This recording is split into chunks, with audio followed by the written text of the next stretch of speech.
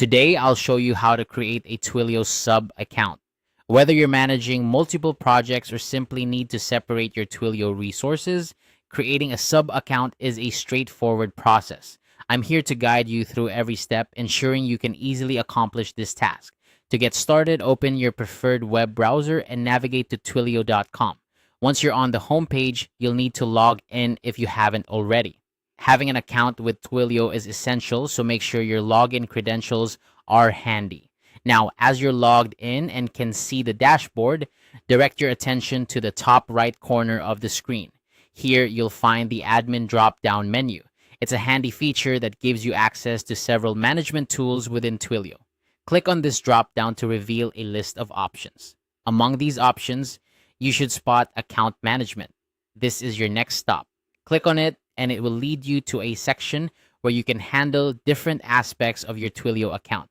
Once you're in the account management section, look for the sub accounts option and click on it. Sub accounts are a fantastic way to organize your Twilio usage, especially if you're running multiple projects or need to delegate access to different team members.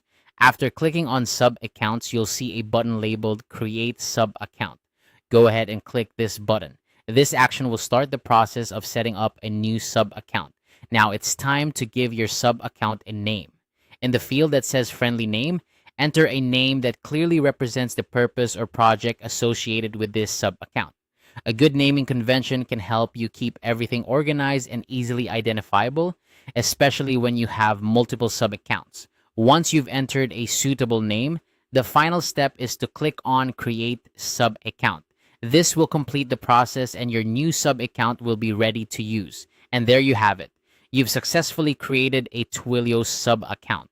This setup allows you to manage resources more effectively and gives you the flexibility to allocate specific Twilio services to different projects or teams. Remember, organizing your Twilio account with sub accounts can greatly enhance your workflow, making it easier to track usage and manage permissions. If you ever need to make changes, you can always return to the sub account section in account management.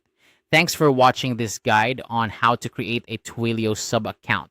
I hope you found it helpful and that you feel confident managing your Twilio resources. If you have any questions or need further assistance, feel free to explore Twilio support options or check out additional tutorials. Have a great day.